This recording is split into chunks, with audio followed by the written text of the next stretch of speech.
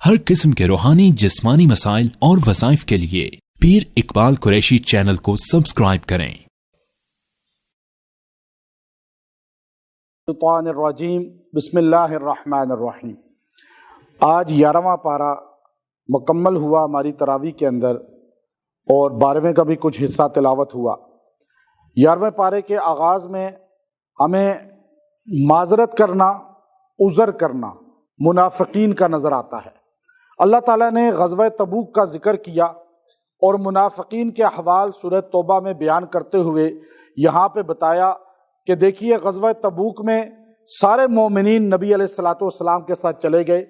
لیکن منافقین کی ایک بڑی جماعت جو 300 کے قریب غزوہ احد میں آپ علیہ السلام کو چھوڑ کر میدان جہاد سے واپس نکل آئی تھی عذر کرتے ہوئے کہ جی ہماری بات نہیں مانی گئی، اور اسی طرح جو ہے غزوہ تبوک میں بھی وہ بڑی تعداد جو تھی وہ نہیں گئی، لیکن اس میں 3 بڑے جلیل القدر بدری صحابہ بھی تھے جو نہیں جا سکے، ان کا ذکر بھی اللہ نے کیا۔ لیکن معذرت کرنے والے، جیسے آج لوگ کوئی بھی غلطی کرتے ہیں تو اپنی بات غلطی کی ماننے کے بجائے آگے سے حجت کرتے ہیں اور دلیلیں پیش کرتے ہیں اور غلط کو صحیح کرنے کی کوشش کرتے ہیں، تو یہ نسبت منافق بن جاتی ہے۔ یعتذرون الیکم اذا رجعتم الیہم، اور رجعتم جب آپ واپس آئے تو یہ لوگ لائنوں میں یوں آئے اور آ کر آپ کو ہاتھ ملاتے تھے، آج مصافحہ بھی کر رہے ہیں اور آ کے آپ کے ساتھ محبت کا اظہار بھی کر رہے ہیں۔ آپ سوچئے کہ آج ہم کس جگہ کھڑے ہیں کہ آج مسلمان یہ کہتا ہے کہ میں زمانہ نبوت میں کاش پیدا ہوتا، اور یہ نعت بھی آپ سنتے ہیں، لیکن یہ اللہ کا کرم ہے کہ ہم زمانہ نبوت میں پیدا نہیں ہوئے، کہ اللہ نہ کرے کہ ہم اس صف میں کھڑے ہو جاتے جو ہمارے حالات ہیں۔ چونکہ خواب میں ایک آدمی بڑی دعائیں کرتا تھا، وہ کہنے لگا یا اللہ مجھے صحابہ کے زمانے میں پیدا کر دیتا، میں حضور کا غلام ہوتا، حضور کی صحیح غلامی کرتا۔ تو اس نے خواب میں دیکھا کہ نبی علیہ الصلوۃ والسلام ایک گاڑی میں بیٹھے ہوئے ہیں اور بڑی ہیوی گاڑی ہے، اور پہاڑ پہ جا کے اس کی بریک فیل ہوئی تو اس کے آگے جو ہے وہ بندہ جو ہے یہ بھی وہاں کھڑا ہے، اور یہ فوراً دوڑا پتھر لینے کے لیے۔ جب یہ پتھر لے کر آیا تو کیا دیکھتا ہے کہ صحابہ نے اپنی گردنیں ٹائر کے آگے رکھی ہوئی ہیں۔ تو اس وقت اس کی آنکھ کھلی تو اس نے کہا اللہ تیرا احسان ہے، ہم اس دور میں نہیں ہوئے، ہم تو عذر کرنے والے ہی ہوتے، اور صحابہ رسول اللہ کے لیے جان دینے والے تھے بغیر کوئی ہیل حجت کرے۔ اب یہاں یہ آئے اذا رجعتم الیہم، اور آ کر کہنے لگے یا رسول اللہ ہمارے بچے اکیلے تھے، ہماری بیوی کا مسئلہ تھا، ہماری فصل پکی ہوئی تھی، ہمارے جانوروں کا مسئلہ تھا۔ آپ علیہ السلام کہتے تھے، اللہ نے کہا دیکھیں یہ عذر کر رہے ہیں، لیکن یاد رکھنا یہ عذر ان کا یہ بتا رہا ہے کہ یہ مومن نہیں ہے، ان کے اندر ایمان نہیں ہے، ورنہ یہ سب کچھ چھوڑ کے آپ کے ساتھ چلے جاتے۔ تو اب یہ دیکھیے اس کے بعد اللہ تعالیٰ نے جو ہے اگلے رکوع میں 11ویں پارے کے دوسرے رکوع میں صحابہ کرام کی خود جو ہے شان کو اجاگر کر دیا۔ آج ایک بڑا طبقہ جو ہے یہ طلقاء یہ آپ سنتے ہیں، وہ کہتے ہیں جی فتح مکہ کے بعد جو مسلمان ہوئے ان کی شان کہاں ہے ایسی جو ابو بکر و عمر کی ہے۔ تو آپ چلو اتنی بھی بڑی بات ہے، آپ طلقاء کہتے ہیں، آپ ابو بکر عمر عثمان رضی اللہ عنہ کی شان تو مانے صحیح طرح۔ یہ جو طلقاء کہتے ہیں ادھر حقیقت ابو بکر و عمر کی شان بھی نہیں مانتے۔ طلقاء ان کو کہا جاتا ہے جو مکہ مکرمہ کی فتح کے بعد کلمہ پڑھ کے اسلام میں آئے۔ اب یہ دونوں میں برابری نہیں ہے، مہاجر الگ ہیں، انصار الگ ہیں۔ مہاجروں کا درجہ انصار سے اوپر ہے، انصار سے اوپر درجہ مہاجرین کا ہے، پھر انصار سے زیادہ درجہ مہاجر کے علاوہ کسی کا نہیں۔ اس کے بعد جو بدری صحابہ وہ مہاجر انصاری ہیں، احد کے صحابہ، حدیبیہ کے صحابہ مہاجر انصاری ہیں، لیکن جو بعد میں مسلمان ہوئے وہ انصاریوں کے بعد درجہ رکھتے ہیں۔ لیکن اللہ نے کیا کہا والسابقون الاولون من المہاجرین والانصار والذین اتبعوہم باحسان رضی اللہ عنہم ورضوا عنہ اعد لہم جنات تجری تحتها الانہار خالدین فیہا ابدا۔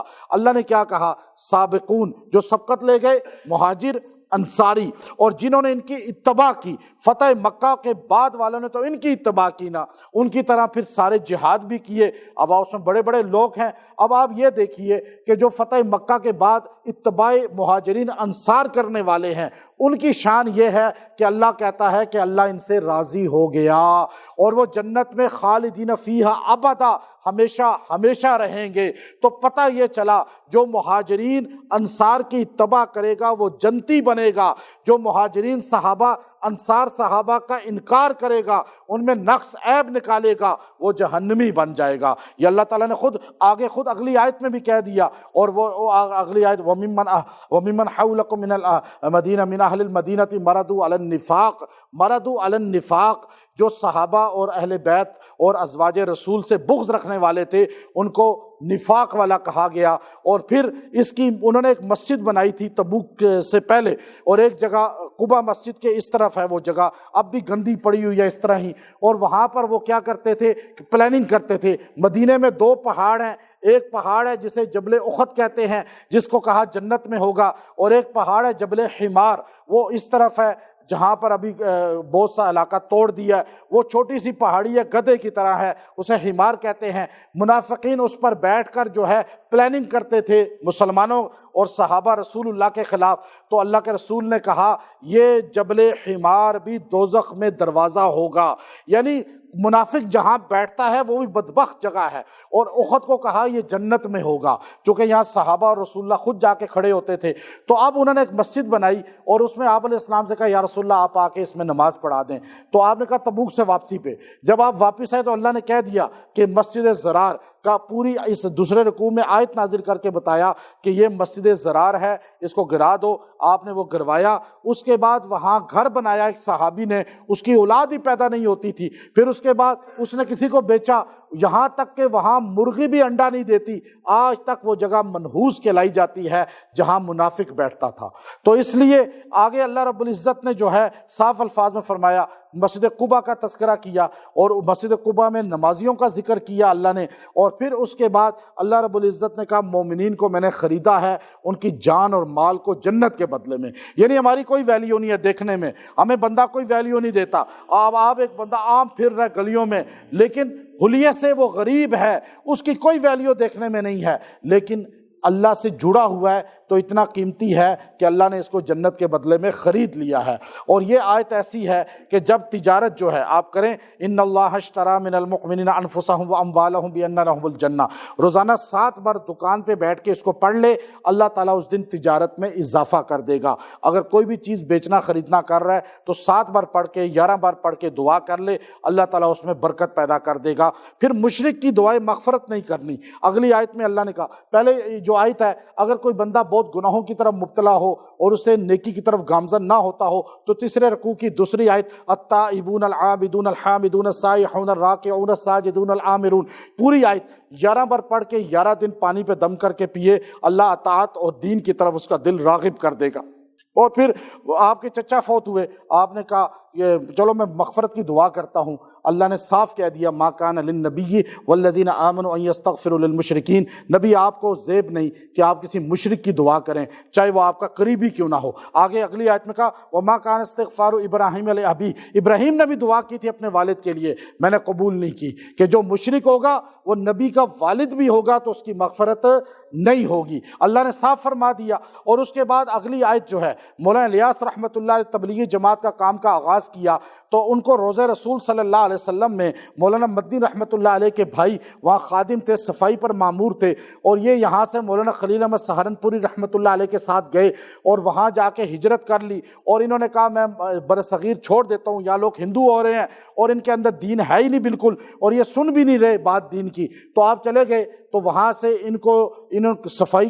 پہ مامور تھے وہ، تو آپ نے کہا کہ بھائی مجھے یہاں پہ مراقبہ کرنے دو اور مجھے رات روضہ رسول میں اندر سونا ہے، جالی سے اندر، تو انہوں نے آپ کو کہا رات کو میں تالا لگاتا ہوں تو آپ کو جالی سے اندر داخل کر کے لاک کر کے مسجد نبوی چلا جایا کروں گا، آپ 3 دن مراقبہ کر لیں۔ آپ نے 3 دن وہاں مراقبہ کیا اور رو رو کر دعائیں کی، اللہ کے رسول صلی اللہ علیہ وسلم نے خواب میں آ کر تبلیغ کا پورا کام، یہ جو آج آپ کو نظر آ رہا ہے، یہ پورا آپ نے خود سمجھایا کہ اس امت کی اصلاح اس طرح ہوگی اور آپ جاؤ انشاءاللہ اس میں اللہ کی مدد تمہارے ساتھ ہوگی۔ ہم حیران ہیں کہ بڑی بڑی تحریکیں دنیا میں شروع ہوئی ہیں، بڑی بڑی جو ہے تحریکیں بڑے بڑے علماء نے 100 150 علماء نے 1000 علماء نے شروع کیے، بادشاہوں نے نے ساتھ دے کر پیسہ لگا کے شروع کی، لیکن جو مقبولیت اللہ نے تبلیغی جماعت کو، ایک مولانا الیاس دہلوی رحمۃ اللہ علیہ اکیلا دبلا پتلا سا انسان تھا، لیکن اس کی قربانی کی وجہ سے،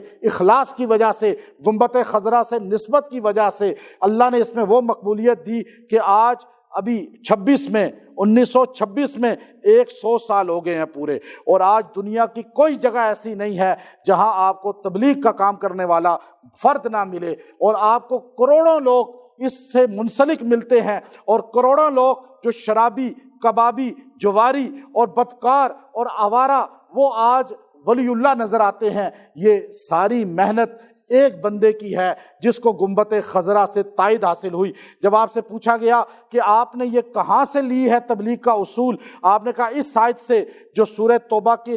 سیکنڈ لاسٹ رکوع کے اندر لاسٹ میں آیت ہے، وَمَا كَانَ الْمُؤْمِنُونَ لِيَنْفِرُوا كَافَّةً فَلَوْلَا نَفَرَ مِنْ كُلِّ فِرْقَةٍ مِّنْهُمْ طَائِفَةٌ لِيَتَفَقَّهُوا فِي الدِّينِ وَلِيُنذِرُوا قَوْمَهُمْ إِذَا رَجَعُوا إِلَيْهِمْ لَعَلَّهُمْ يَحْذَرُونَ کا سارے نکل نہیں سکتے۔ وَمَا كَانَ الْمُؤْمِنُونَ لِيَنْفِرُوا كَافَّةً سارے نکل جاؤ، سارا گھر چلا جائے تبلیغ میں، سیکھنے کے لیے ایسا نہیں ہے۔ پھر کیا کرو؟ فَلَوْلَا نَفَرَ مِنْ كُلِّ فِرْقَةٍ آپ میں سے چند لوگ جائیں، کیوں جائیں؟ جہاد کرنے، قتال کرنے، طَائِفَةٌ لِيَتَفَقَّهُوا فِي الدِّينِ ایسا گروہ جو دین سیکھنا چاہتا ہو۔ یہاں سیکھنے والے ہیں، یہاں پہ سکھانے والے نہیں جاتے۔ وہ کہتے ہیں جی ہم سیکھنے والے ہیں، تبلیغ والے چاہے سال لگائے ہو، آپ کیا کہے گا؟ ہم سیکھنے والے ہیں۔ اب جو کہے گا جی میں سیکھا ہوا ہوں تو وہ ہے ہی نہیں تبلیغ والا، وہ تو بیچارہ ویسے بیچ میں گھس گیا ہے اور وہ تربیت والا ہی نہیں ہے۔ تو اب آپ دیکھیے لیتفقہوا فی الدین، تاکہ وہ دین کو سیکھے، کیسے لوگوں کو سمجھانا ہے، بات کرنی ہے لوگوں کو۔ اب علم تو پورا سیکھتے سیکھتے زندگی گزر جاتی ہے، پھر بھی نہیں سیکھ سکتا، لیکن طریقہ سیکھنا، اخلاق کیسے کریں، پیار سے بات کیسے کریں، لوگوں کو قریب کیسے کریں، اب لوگوں کی گالیاں سن کے کیسے ان کو دعوت دیں، یہ چیز سیکھنا۔ اور جب سیکھ لو وَلِيُنذِرُوا قَوْمَهُمْ تو اپنے محلے میں واپس آؤ اور آ کر اپنی قوم کو پھر کیا کرو؟ ان کو وَلِيُنذِرْ قَوْمَهُمْ اپنی قوم کو ڈراؤ کہ اللہ کے عذاب سے ڈرو، لَعَلَّهُمْ يَرْجِعُونَ تاکہ وہ بھی رجوع کرنے والے بن جائیں۔ اب دیکھیں یہ ایک آیت پورا منشور بتا رہی ہے، اور اس سورۃ توبہ کی آخری 2 آیتیں اتنی طاقتور ہیں، میں حیران ہوں کہ مسلمان، مجھے ایک اللہ کے بہت بڑے ولی تھے، ان کی عمر 126 سال کے قریب تھی، تو میں نے ان سے ایک دن کہا، بہت پرانی بات ہے، وہ اب تو بہت عرصہ وہ فوت بھی ہو گئے، میں نے ان سے کہا کہ مجھے کوئی خاص چیز بتائیں، خاص چیز جو ہر پریشانی، بیماری، مشکل کو دور کر دے۔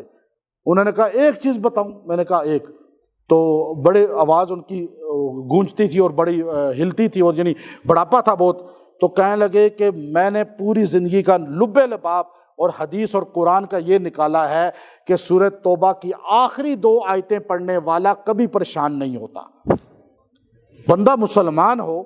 قرآن پڑھتا ہو اور سورۃ توبہ کی آخری 2 آیتیں نہ پڑھے اور پھر کہے جی مجھے پریشانی ختم نہیں ہو رہی، بیماری ختم نہیں ہو رہی، رزق نہیں آ رہا، میرے سے جو ہے نا تکلیفیں دور نہیں ہو رہی، غربت ہے، گھر میں جھگڑے ہیں۔ یہ 2 آیتیں اتنی طاقتور ہیں کہ مولانا زکریا رحمۃ اللہ علیہ فضائل درود میں لکھتے ہیں کہ ابو بکر شبلی رحمۃ اللہ علیہ دیکھا کہ انہوں نے ابو بکر دوسرے جو ہے وہ شبلی تو ذرا مجذوب تھے اور دوسرے والے بڑے اللہ والے تھے، تو وہ کہا یہ مجذوب آدمی جا رہا ہے، تو آپ دوڑے اس کو جا کے بوسہ دیا، تو لوگوں نے کہا حضرت یہ تو پاگل آدمی ہے، آپ اس کو بوسہ دے رہے ہیں، یہ تو مجنون ٹائپ ہے۔ آپ نے کہا میں نے اس طرح رسول اللہ صلی اللہ علیہ وسلم کو کرتے ہوئے دیکھا ہے۔ تو انہوں نے کہا کیسے؟ کہا رات کو خواب میں آپ علیہ السلام کی زیارت ہوئی، تو آپ نے کہا شبلی تو جو پڑھتا ہے نا وہ کیا ہے؟ انہوں نے کہا یا رسول اللہ وہ میں آپ کی محبت میں پڑھتا ہوں۔ تو آپ نے کہا ادھر آ، ان کے ماتھے پہ رسول اللہ نے صلی اللہ علیہ وسلم نے بوسہ دیا۔ تو انہوں نے پوچھا جا کے شبلی سے، وہ مجذوب ٹائپ تھے، کہ آپ یہ بتائیں کہ آپ کیا پڑھتے ہیں؟ تو انہوں نے بڑی دیر کے بعد، پہلے وہ ٹالتے رہے، پھر انہوں نے بتایا کہ میں ہر فرض نماز کے بعد ایک بار درود شریف پڑھتا ہوں اور ایک بار یہ 2 آیتیں لقد جاءکم، دونوں آیتیں پڑھتا ہوں۔ یہ پڑھنے سے وہ سرکار دو عالم صلی اللہ علیہ وسلم کے محبوب ہو گئے۔ جو ہر نماز کے بعد ایک بار پڑھے گا، اللہ تعالیٰ اسے رسول اللہ صلی اللہ علیہ وسلم کا ہی محبوب اور دنیا کی ہر ٹینشن سے آزاد کر دے گا۔ دنیا کی کوئی حاجت ہے، آپ اس کو 70 بار 21 دن پڑھ کے دعا کریں، آپ کی ٹینشنیں دور ہو جائیں گی۔ سورہ یونس قرآن پاک کی وہ صورت ہے کہ یہ ایک نبی کے نام پر ہے، اور آپ یہ دیکھیے کہ اس میں طاقت یہ ہے کہ جادو جس پہ بہت سخت ہونا، اور مسان کا جادو، قبالہ کا جادو، آج نیلے پیلے کیا جادو کی قسمیں ہیں، آج دنیا پریشان ہے۔ جادو دنیا کی کوئی قسم کا ہو، آپ سورہ یونس کو 3 دن پانی پہ دم کر کے پئیں اور اس سے غسل کریں، جادو جڑ سے آپ کی جسم سے ختم ہو جائے گا۔ اگر آپ کو بہت زیادہ ٹینشن ہے اور آپ کو بہت زیادہ پریشانیاں ہیں، اور آپ کے گھر میں ٹینشنیں ہیں، پریشانیاں ہیں، اور بہت زیادہ معاشرے میں آپ کو ہر طرف پریشانیاں، لڑائیاں، جھگڑے اور مخالفت اپنی ملتی ہے، تو آپ سورہ یونس کو 11 دن تک ایک بار پڑھ کے دعا کریں، اللہ تعالیٰ آپ کی ٹینشنوں کو دور کر دے گا۔ اللہ نے اس کے پہلے رکوع کے آخر میں صاف کہا، ان الذین لا یرجون لقاءنا ورضوا بالحیاۃ الدنیا واطمأنوا بها والذین هم عن آیاتنا غافلون، کہ جو لوگ اطمینان کی زندگی گزار رہے ہیں اور یہ سمجھتے ہیں کہ اب انہیں جو ہے موت آئے گی نہیں، یا موت آئی تو ختم، لا یرجون لقاءنا، وہ مجھ سے ملنا ہی نہیں چاہتے۔ اب مجھے بتائیں، آج کوئی مسلمان ایسا ہے، کافروں کو چھوڑ دیں، جو یہ اللہ سے ملاقات کی شوق رکھتا ہو، یا اسے ہو کہ میں نے اللہ سے ملنا ہے؟ اب موت نہیں مانگے لیکن اللہ سے ملنے کی تیاری کرتا ہے نا بندہ۔ اب وزیر اعظم صاحب سے ملنا ہے، آپ کا جی انٹرویو ہے، ابھی ایمبیسی میں انٹرویو کی کال آتی ہے تو بندے کس طرح تیار ہو کے جاتے ہیں، جی یو کے ایمبیسی میں میرا جو ہے، میں فلاں ایمبیسی میں۔ آپ اللہ سے ملنے کے لیے تیاری کیا ہے؟ کوئی ہماری تیاری نہیں۔ اللہ نے یہاں صاف کہا، لا یرجون لقاءنا ورضوا بالحیاۃ الدنیا، دنیا کی زندگی پہ راضی ہیں اور اطمینان سے دنیا میں جی رہے ہیں، تو یاد رکھو ایسے لوگوں کا ٹھکانہ دوزخ ہوگا۔ اللہ نے صاف کہہ دیا۔ اور پھر اللہ رب العزت نے ایک ایسا عمل ہے، آپ لوگوں کو، آپ نماز پڑھنے آتے ہیں تو 2-4 آدمیوں کو کہیں نماز پڑھو نماز پڑھو، آپ قرآن پڑھنا ہے 10 آدمیوں کو کہہ دیں، کوئی بھی دین کا کام کریں، لوگوں کو سمجھائیں، دعوت دیں، اللہ خود دعوت دیتا ہے، واللہ یدعو الی دار السلام، واللہ یدعو الی دار السلام۔ اب جس آدمی کو امن نہ ہو زندگی میں، بہت زیادہ ٹینشن ہو اور ڈپریشن ہو اور انزائٹی ہو اور اس کو بہت زیادہ جو ہے وسوسے وہم آتا ہو، تو وہ یہ آیت واللہ یدعو الی دار السلام، واللہ یدعو الی دار السلام، یہ 70 بار پانی پہ 7 دن دم کر کے پیے، اللہ ٹینشن دور کر دے گا، ڈپریشن دور کر دے گا۔ اور اس کے بعد جو ہے اللہ رب العزت نے خود فرمایا، ایک آیت ایسی ہے، اس کی 81 آیت سورہ یونس ہی کی، کہ فلما القوا قال موسیٰ ما جئتم به السحر ان اللہ سیبطل ان اللہ لا یصلح عمل المفسدین۔ جب جادو بہت تو زور کا ہو تو آپ اس کو 70 بار پانی پہ دم کر کے 7 دن پئیں، جادو جڑ سے ختم ہو جائے گا۔ آپ کہتے ہیں جی مجھ پہ جادو اثر نہ کرے، روزانہ اس کو 11 بار پڑھیں، پانی پہ دم کر کے بچوں کو، گھر والوں کو پلا دیں، کوئی جادو جنات کا اثر نہیں ہوگا۔ کہیں بھی فنکشن پہ جائیں، واپس آ کے اس کو 11 بار دم کر کے پی لیں، جادو کا آپ پہ اثر نہیں ہوگا۔ اور اس کے آخر میں سورہ یونس کی آخری جو رکوع ہے، دنیا کا کوئی بیماری آپ کو ہے، کسی بھی بندے کو ہے، اب وہ بیماری سے شفا کے لیے تیر بہدف ہے۔ اور یہ شیخ عبد القادر جیلانی رحمۃ اللہ علیہ باقاعدہ اپنے عقیدت مندوں کو اس کی تلقین فرماتے تھے کہ یہ جو آخری رکوع ہے، قل یا ایھا الناس انی رسول اللہ الیکم، اب آپ دیکھیے آخری رکوع اس کا، آپ 7 بار مریض کو، کوئی بھی مرض ہے، 7 بار دم کر کے 11 دن پلائیں، اللہ تعالیٰ اس کو ہر بیماری سے شفا عطا فرمائے گا، یہاں تک کہ جنات جادو کی بیماری سے بھی۔ وآخر دعوانا الحمد للہ رب العالمین۔